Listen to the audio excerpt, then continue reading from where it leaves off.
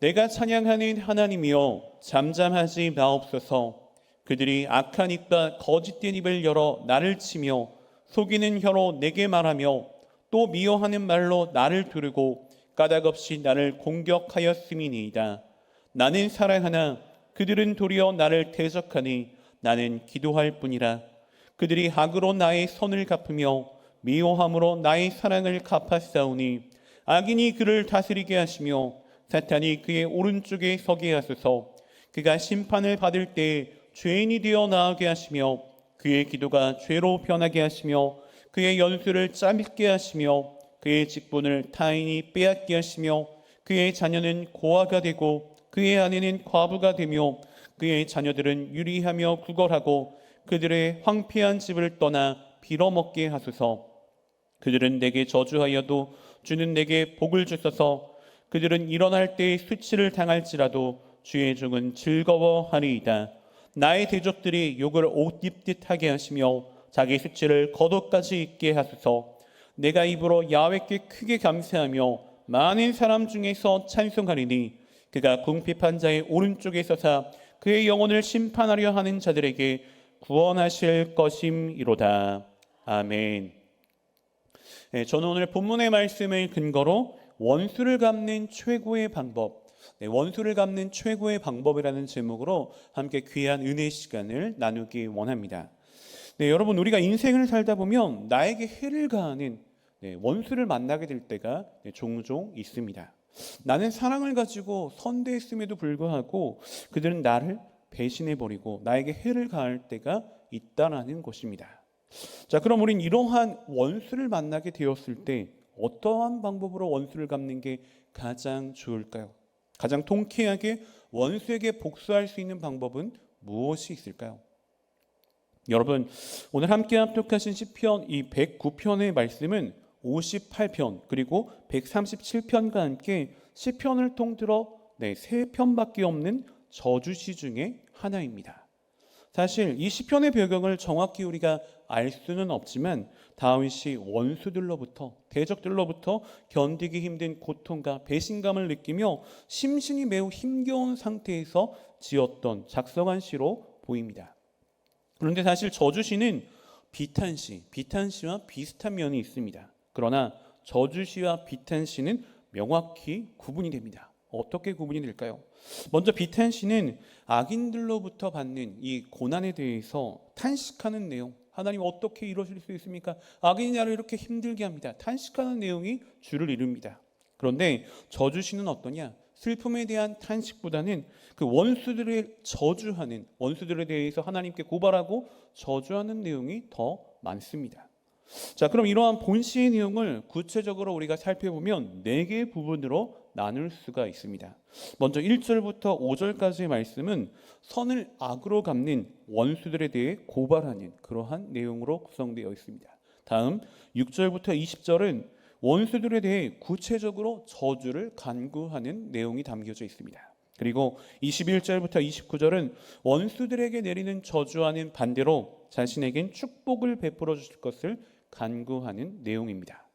끝으로 30절부터 31절은 하나님의 공의를 확신하면서 찬양을 서원하는 그러한 내용이 담겨져 있습니다. 그럼 먼저 본문 시편 109편 1절의 말씀 살펴보겠습니다. 내가 찬양하는 하나님이여 잠잠하지 마옵소서. 아멘. 자, 1절을 보면 다윗은 대뜸 하나님이여 잠잠하지 마옵소서라고 말문을 여는 걸 확인해 볼 수가 있습니다. 자, 이것을 통해 우리가 짐작해 보면 다윗이 어려움 가운데 하나님께 계속해서 간구했음에도 불구하고 하나님께서는 다윗의 이러한 기도에 일정 기간 침묵하셨던 것으로 보입니다. 자, 그럼 여러분, 하나님께서는 다윗의 기도에 바로 응답해 줄 수도 있으셨을 텐데 왜 바로 응답하지 않으시고 왜 일정 기간 동안 침묵하셔야만 했을까요? 그리고 오늘날 드리는 우리의 기도를 보면 또 어떻습니까? 오늘날 드리는 우리의 기도도 보면 물론 속히 신속하게 응답해 주실지도 있으시지만 상당수의 부분들이 어떠합니까? 바로 응답하지 않으시고 침묵하실 때가 많은데 그 이유는 그럼 어디에 있을까요? 여러분, 성경을 보면 고통 가운데 굉장한 극심한 고통 가운데 기도를 간절하게 드림에도 불구하고 하나님께서는 침묵하시는 그러한 일들이 종종 등장하는 걸 확인해 볼 수가 있습니다. 예를 들어 요셉이 형들에 의해서 고통을 받게 되었을 때 하나님은 요셉이 상인에게 그냥 팔리도록 침묵하셨습니다. 상인에게 그냥 팔리도록 놔두셨죠.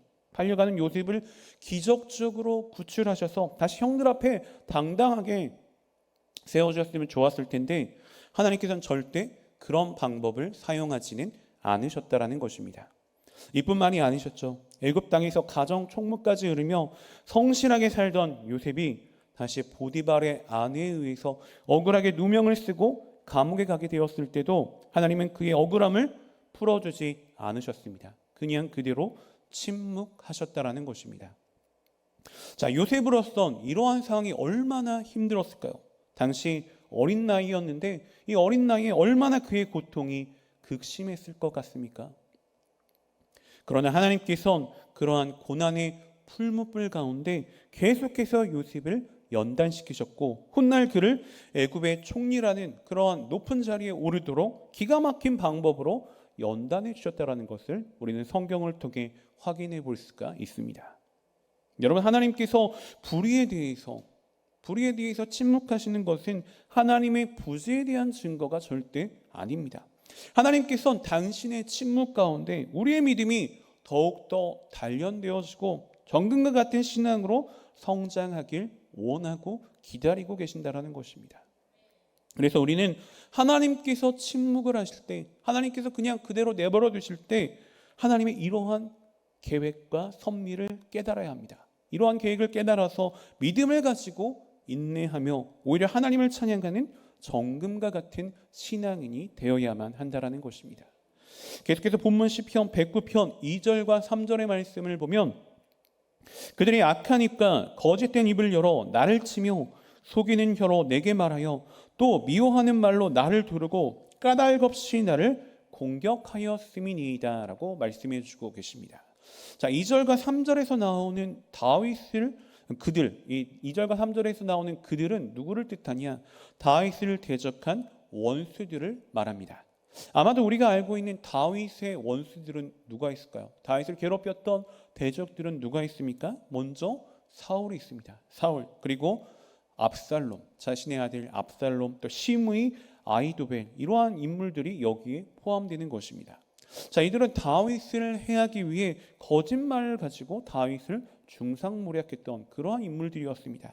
사울의 경우를 보면 어떤가요? 다윗이 모반을 꾀했다고 거짓을 말해 온 이스라엘로 그를 미워하게 만들었습니다. 또 압살롬은 어땠나요? 다윗이 백성들을 위한 재판관을 세우지 않는다고 거짓말을 하여 그로부터 민심이 돌아서게 만들었습니다.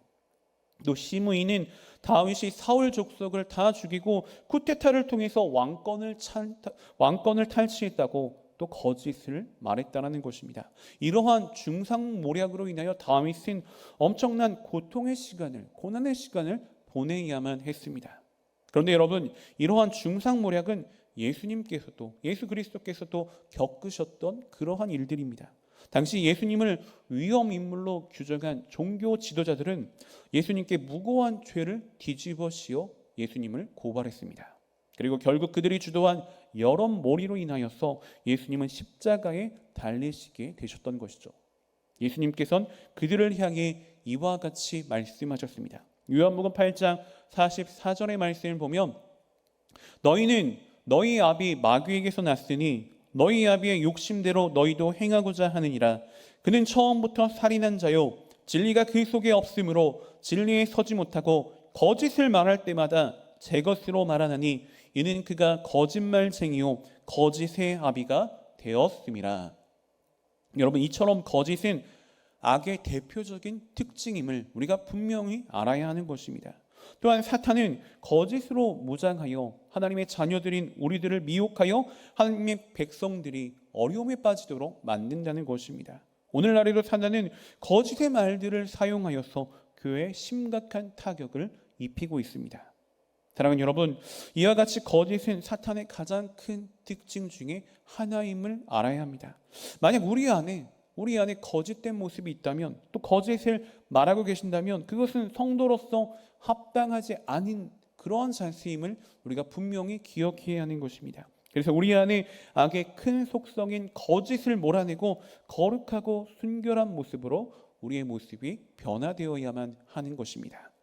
계속해서 본문 시편 109편 4절의 말씀을 보면 나는 사랑하나 그들은 도리어 나를 대적하니 나는 기도할 뿐이라 라고 말씀해 주고 계십니다.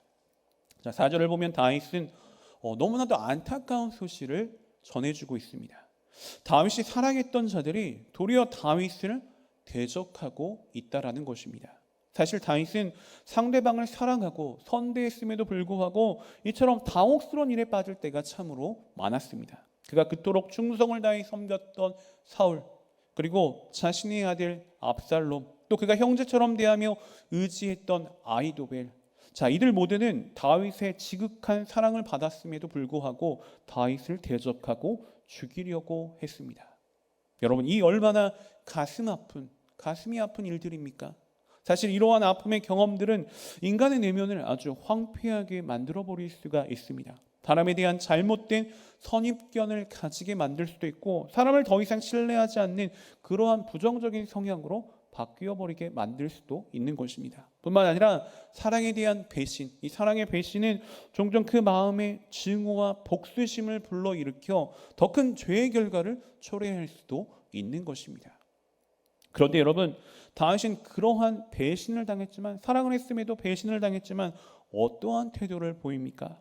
4절 하반절의 말씀을 보면 나는 기도할 뿐이다, 나는 기도할 뿐이라고 고백하고 있습니다. 즉 다윗은 그가 당한 배신의 그러한 상처, 이 배신의 아픔을 상대에 대한 어떠한 무력으로 바꾸지 않았고 오히려 하나님 앞에서 기도할 뿐이라고 고백하고 있다라는 것입니다. 즉 모든 일의 선악을 자신이 판단하고 심판하는 그러한 심판자가 되는 것이 아니라 모든 일의 시종을 전능하신 하나님께 맡기고 하나님의 공의로운 판단과 심판이 임하도록 자신은 기도만 하겠다라는 것입니다. 사실 당시 이스라엘이나 주변 국가들의 문화를 살펴보면 어땠나, 복수나 보복이라고 하는 것은 전혀 특별한 일이 아니었습니다.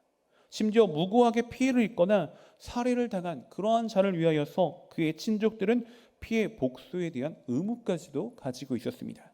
그런데 다윗은 철저히 하나님의 말씀을 따라 하나님께 모든 것을 의탁하고 기도만 했다라는 것입니다. 그가 힘이 없어서 그랬을까요? 굉장한 힘을 가지고 있었던 그러한 사람이었습니다. 하지만 자신의 힘을 함부로 쓰지 않았다는 것이죠. 그 결과가 어떻게 됐습니까? 그 결과가 무엇으로 나타납니까?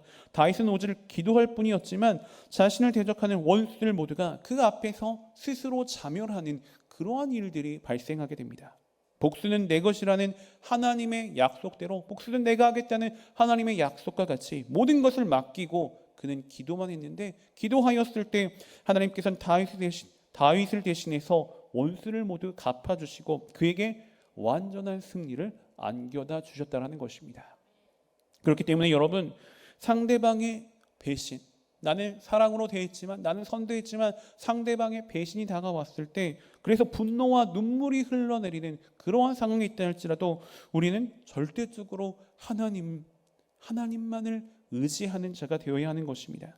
복수는 하나님께 속한 것임을 우리가 명확하게 분명하게 기억하고 내 스스로 판단자가 되거나 내 스스로 심판자가 되는 그런 어리석은 그러한 환경에 빠져서는 안 된다는 것입니다. 오직 하나님께 모든 것을 맡기고 기도함을 통하여서, 하나님께 모든 것을 맡기는 기도를 통하여서 하나님의 방법대로 완전한 승리자가 우리 모두가 되어야만 한다는 것입니다.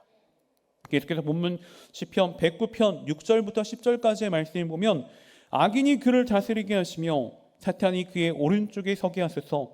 그가 심판을 받을 때 죄인이 되어 나오게 하시며 그의 기도가 죄로 변하게 하시며 그의 연수를 짧게 하시며 그의 직분을 타인이 빼앗게 하시며 그의 자녀는 고아가 되고 그의 아내는 과부가 되며 그의 자녀들은 유리하며 구걸하고 그들의 황폐한 집을 떠나 빌어먹게 하소서라고 말씀해 주고 계십니다. 자, 이 6절 이하의 내용들을 보면은 다윗이 하나님을 향해 원수들에게 보복하여 주시기를 간구하는 그러한 내용들이 담겨져 있습니다. 자, 여기서 기록된 말씀을 보면 과연 이것이 다윗이 말한 내용들이 맞는가 하는 생각이 들 정도로, 그러한 생각이 들 정도로 너무나도 끔찍하고 잔혹한 저주의 말들로 가득 차 있는 걸 확인해 볼 수가 있습니다. 사실 시편에 존재하는 다른 어떤 저주시보다 이런 잔혹한 저주를 찾아볼 수는 없습니다. 자, 하지만 이를 다윗의 개인적인 어떠한 적개심과 복수심에서 간구하는 것으로 보아서는 우리가 안 됩니다. 왜냐하면 다윗은 가장 힘든 순간조차 기도만 할 뿐이라고 고백하는 훌륭한 믿음의 사람이었고, 단순히 개인적인 감정에 휘둘려서 이런 말을 쏟아놓을 사람은 아니었기 때문입니다. 다윗은 오직 하나님께 기름 부음 받은 왕으로서 하나님의 대리자인 자신을 대적하는 이러한 악인들, 이러한 원수들에게 하나님의 공의가 임하게 되기를 간구한 것뿐이었습니다. 여러분, 어떤 사람이 그가 행한 대로 동일한 대우를 받는 것, 그가 한 대로 동일한 대우를 받는 것은 당연한 이치라고 말할 수 있습니다. 그래서 예수님께서는 우리에게 무엇을 알려주셨습니까?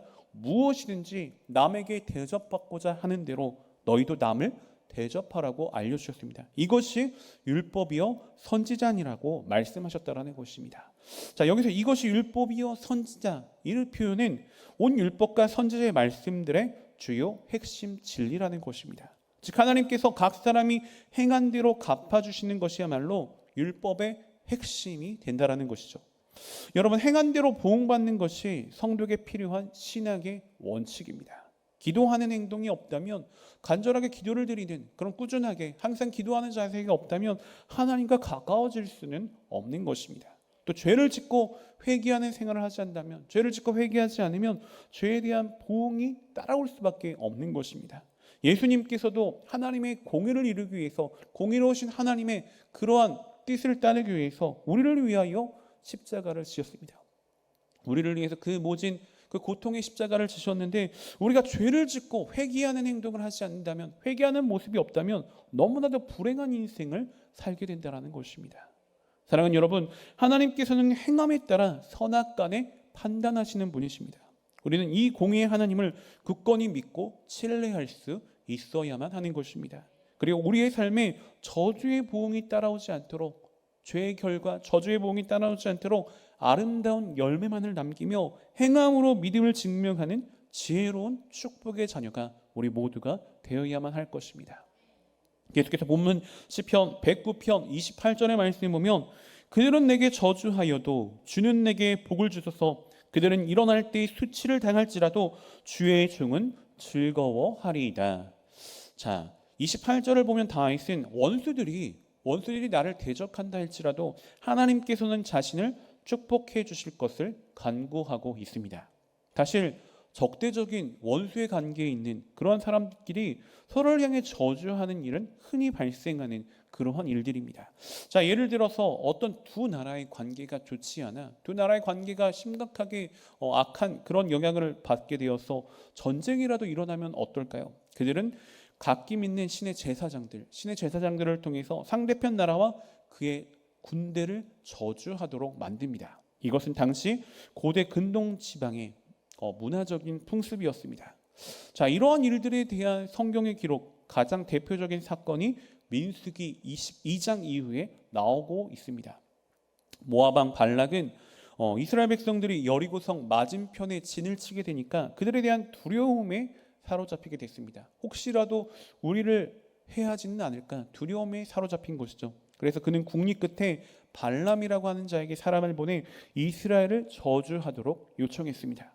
그러나 발람은 발락의 소원과는 달리 이스라엘을 위한 축복만을 거듭해서 선포하는 것이었습니다. 즉, 하나님의 백성을 미워하는 적들은 그들을 저주하고 멸망케 되기를 소원하고 바라고 있지만, 하나님께서는 오히려 원수의 저주를 복으로 바꾸어 주신다는 것입니다. 사랑하는 여러분, 우리가 하나님의 말씀에 온전히 따르고 하나님의 말씀에 순종하는 삶을 살다면 악인들이 아무리 우리를 저주해도 우리는 두려워할 필요가 전혀 없는 것입니다. 왜냐하면 우리가 하나님의 말씀에 따르는 그런 순종의 삶을 사는 한 악인들의 저주는 우리에게 아무런 영향도 미치지 않기 때문인 것입니다. 즉 그 저주가 아무리 심각하고 잔혹한 요란한 그러한 저주라 할지라도 우리에게는 아무런 해가 되지 않는다라는 것입니다. 오히려 하나님께서는 악인들의 저주를 도리어 복으로 바꾸어 주심으로 말미암아 하나님께 순종하는 것, 말씀의 길로 따라가는 것이 얼마나 복된 일인지를 우리에게 분명히 보여주시는 것입니다. 우리는 이에 대한 확신을 갖고, 이에 대한 믿음의 확신을 갖고 하나님의 말씀에 절대적으로 순종하는 그런 복된 삶을 살아야 하는 것입니다. 더 나아가 악인들의 저주를 전혀 개의치 말고 이 세상을 담대하게 살아야 하는 것입니다. 마지막으로 본문 시편 109편 30절과 31절의 말씀 보면 내가 입으로 야훼께 크게 감사하며 많은 사람 중에서 찬송하리니 그가 궁핍한 자의 오른쪽에 서사 그의 영혼을 심판하려 하는 자들에게서 구원하실 것임이로다. 아멘. 자, 사랑하는 여러분, 의인은 하나님의 말씀을 따르는 의인, 그 의인은 세상의 악인들로 인하여서, 세상에서 판을 치는 악인들로 인하여서 애매하게 고난을 당할 때가 있습니다. 그러나 하나님은 어떤 분이십니까? 공의로운 하나님이시기 때문에 의인을 고난만 당하도록 그냥 내버려 두지는 않으십니다.